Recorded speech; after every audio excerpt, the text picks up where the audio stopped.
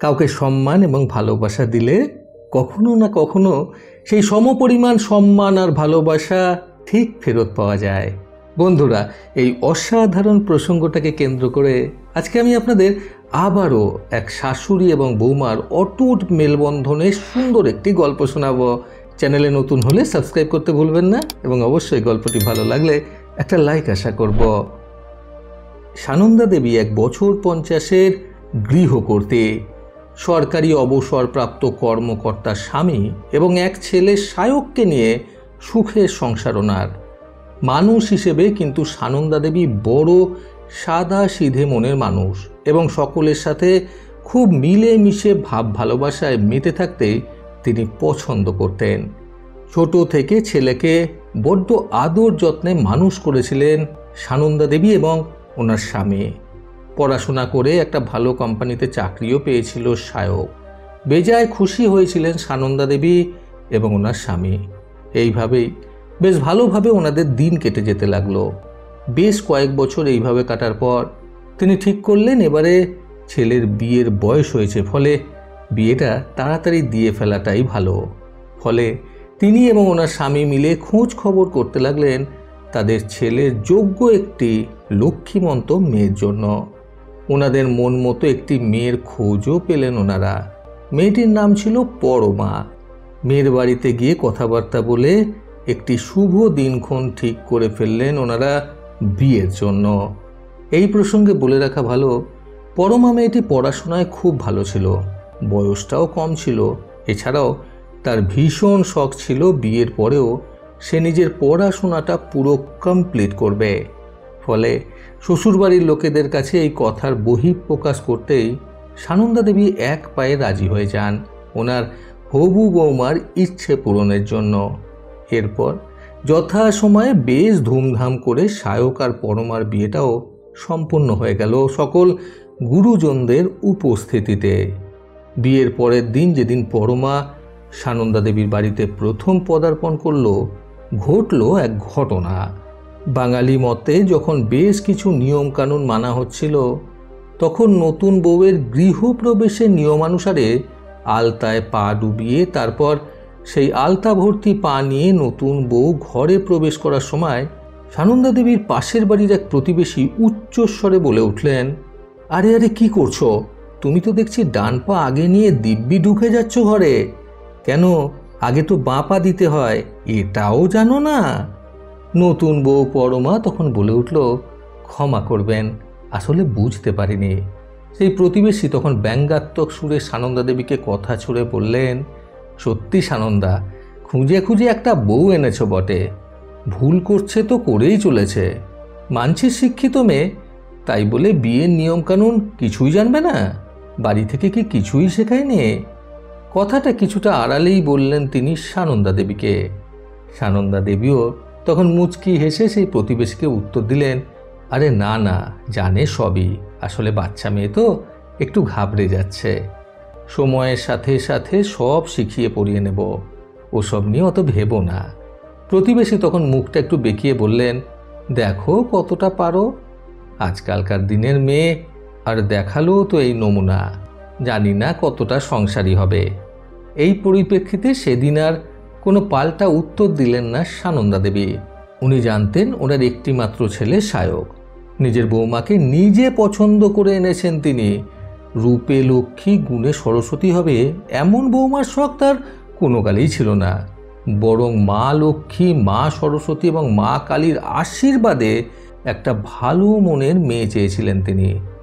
এরপর পরমা শ্বশুর বাড়িতে আসার পর বেশ কয়েকটা দিন ভালো মতোই কেটে গেল।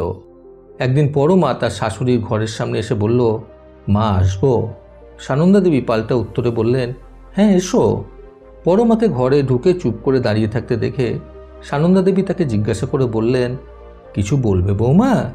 পরমা তখন আমতা আমতা করে বলে, হ্যাঁ আসলে বলছি কি, আজকে ডালে একটু পোড়া লেগে গেছে, আমি না বুঝতে পারিনি। সানন্দা দেবী তখন বললেন, সে কি, কিভাবে? পরমা উত্তর দিল, আসলে কালকের পরীক্ষাটা নিয়ে একটু আলোচনা করছিলাম বন্ধুদের সঙ্গে, আর খেয়াল করিনি।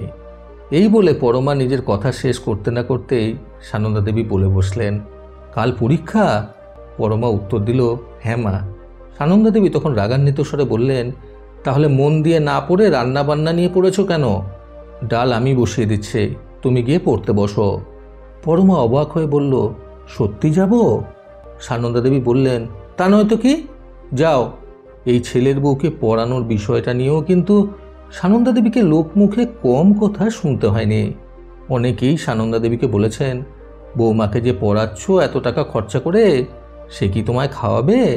দেখো না, চাকরি পেয়ে গেলেই বরকে আঁচল বেঁধে বাপের বাড়ি গিয়ে উঠবে। সবার কথাকে সহজভাবে উড়িয়ে দিয়ে সানন্দা দেবী আবার পরমার পক্ষপাতিত্ব করে বলেছিলেন, ও কি করবে তা ও জানে, তবে ছেলের বউ করে যখন এনেছি ওর স্বপ্নগুলো তো ভেঙে দিতে পারি না।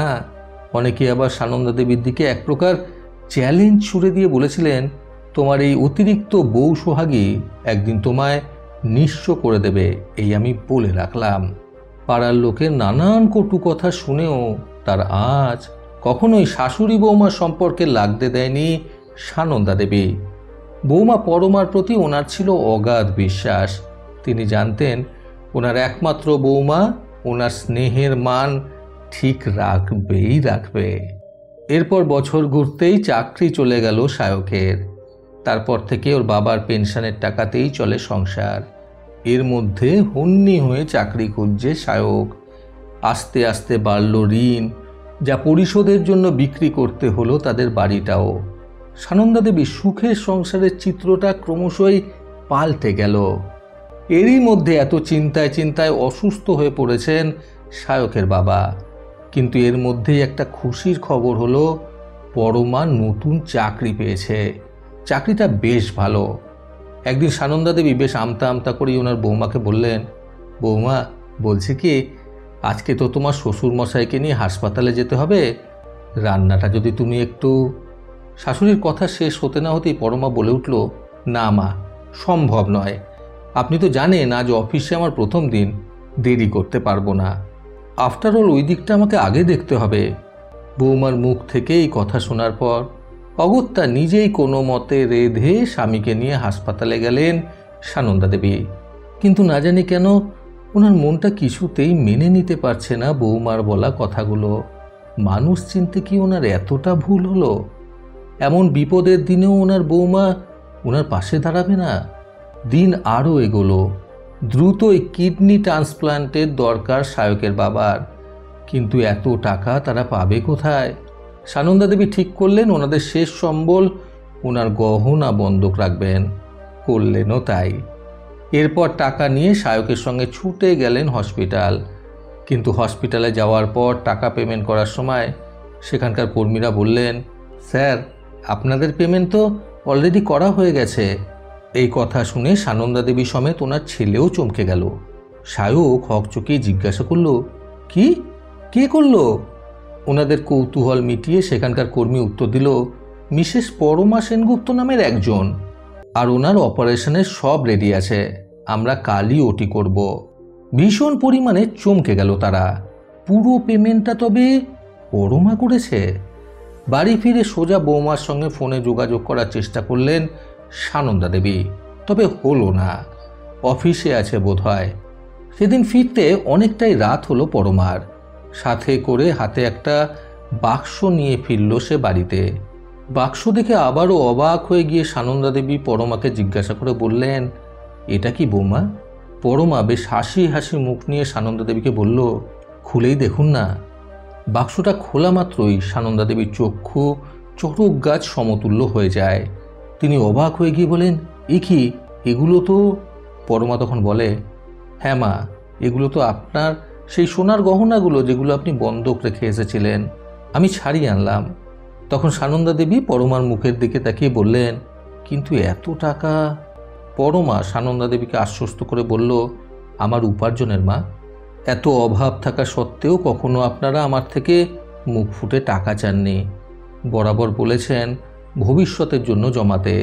আজ গহনা অবধি বন্ধক রাখলেন। যে টাকায় আমার বর্তমান সুরক্ষিত নয়, সেই টাকায় কি করে ভবিষ্যৎ সাজাই বলুন তো? এই ঘটনার পর এবং পরমার কথাগুলো শোনার পর অঝরে কেঁদে চলেছেন সানন্দা দেবী। বৌমাকে নিজের মেয়ের থেকে আজ কোনো অংশেই কম মনে হচ্ছে না ওনার। পরমা আবারও সানন্দা দেবীকে আশ্বস্ত করে বলে, চিন্তা করবেন না, বাবা সুস্থ হয়ে যাবে। আপনার ছেলে আছে, আপনার পাশে আমিও তো আছি। সানন্দা দেবী তখন কাঁদতে কাঁদতে বলেন, আমার আর কিসের চিন্তা? স্বয়ং মা লক্ষ্মী বিরাজ করছেন আমার সংসারে, সুখ শান্তির অভাব কি আর থাকে?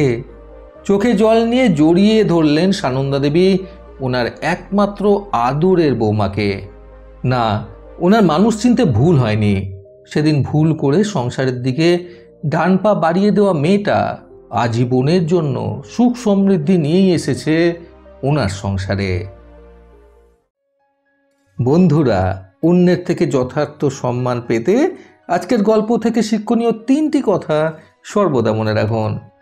প্রথমত, ঘরের লক্ষ্মী বা ছেলের বউয়ের কাছ থেকে সম্মান এবং ভালোবাসা পাওয়ার জন্য তাকে সমপরিমাণ সম্মান আর ভালোবাসা দিতে হয়। দ্বিতীয়ত, তৃতীয় ব্যক্তির কথায় কখনোই নিজেদের মধ্যে বিবাদের সৃষ্টি করতে নেই, এতে নিজের মূর্খতার প্রমাণ পাওয়া যায়। তৃতীয়ত, বিপদের সময় যাকে কাছে পাওয়া যায় সেই কিন্তু আসল আপনজনের জায়গার অধিকারী হয়। প্রতিবারের মতো আবারও বলবো, এই পৃথিবী তাদেরকেই সম্মান দেয় যারা ইউনিক কিছু করার ক্ষমতা রাখে। সকলে সুস্থ এবং সুন্দর জীবন কামনায় প্রকৃত জীবন থেকে আমি সন্তু চক্রবর্তী আবার আসবো আগামীকাল নতুন সুন্দর শিক্ষণীয় একটি ছোট গল্পের সাথে। ভালো শুনুন, ভালো থাকুন। ধন্যবাদ।